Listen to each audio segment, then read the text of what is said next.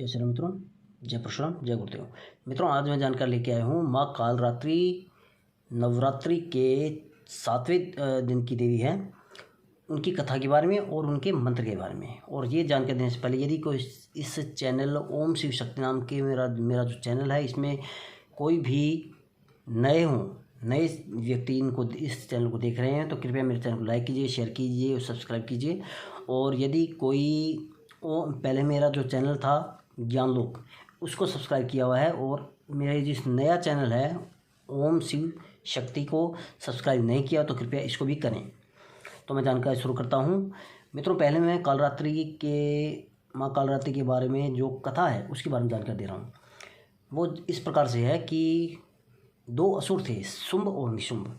उन्होंने क्या किया कि ब्रह्मा जी से वरदान प्राप्त किया और वरदान में उन्होंने यह मांगा कि उनकी मृत्यु किसी भी पुरुष से नहीं होनी चाहिए, क्योंकि वो स्त्रियों को निर्बल समझते थे, कमज़ोर समझते थे। इसीलिए उन्होंने कहा कि स्त्रियों कोई भी पुरुष हमारी मृत्यु का कारण ना बने। तो इस वजह से वो सभी देवताओं के लिए अजय बन गए थे और स्त्रियों को तो वो कुछ समझते नहीं थे। तो उन्होंने क्या किया, संपूर्ण देवताओं को हराकर उनके अधिकारों पर, जो भी उनके अधिकार थे, वर्षा करना, अग्नि का कार्य जलाना, ऐसे वो सारे के सारे अधिकार उनसे छीन लिए और सब स्वर्ग पर अधिकार कर लिया। और उनको धरती पर एक सामान्य जीवन जीने के लिए उन देवताओं को धरती पर आना पड़ा। तो फिर उन देवताओं ने क्या किया कि हिमालय पर्वत पर जाकर उनको याद आया कि माँ दुर्गा ने उनको वरदान दिया था कि जब भी वे संकट में होंगे तो वो उनकी सहायता करने के लिए आएंगी। तो उन्होंने वहाँ पे हिमालय पर्वत जाकर माँ भगवती की प्रार्थना की। तो उसकी प्रार्थना को बार बार जब उन्होंने प्रार्थना की तो उनकी प्रार्थना, माँ पार्वती जी वहाँ पे स्नान करने के लिए आ रही थी तो उन्होंने सुनी और उन्होंने उनसे पूछा कि आप किसकी प्रार्थना कर रहे हैं। तो यही बात उन्होंने कही थी। इतने में ही उनके शरीर से एक शक्ति उत्पन्न हुई जिसे कौशिकी नाम दिया गया। तो उन्होंने कहा कि ये मेरी स्तुति कर रहे हैं क्योंकि असुरों ने इन पर बहुत ज़्यादा अत्याचार किए हैं। तो माँ भगवती ने उन्होंने कहा कि आप इनका उद्धार करें।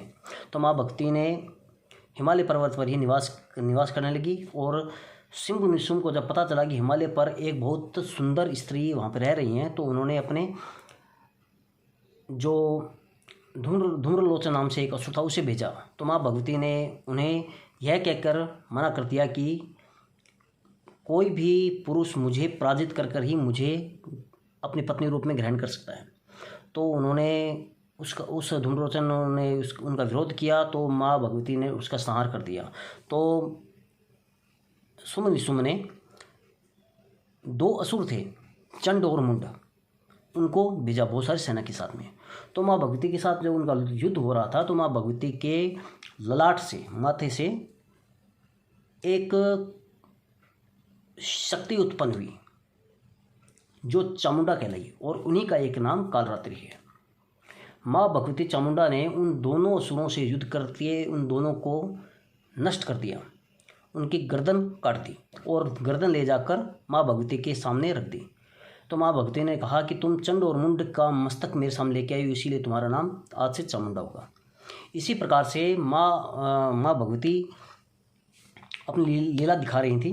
तो शुंभ निशुंभ ने बाद में रक्तबीज नाम के एक असुर को भेजा।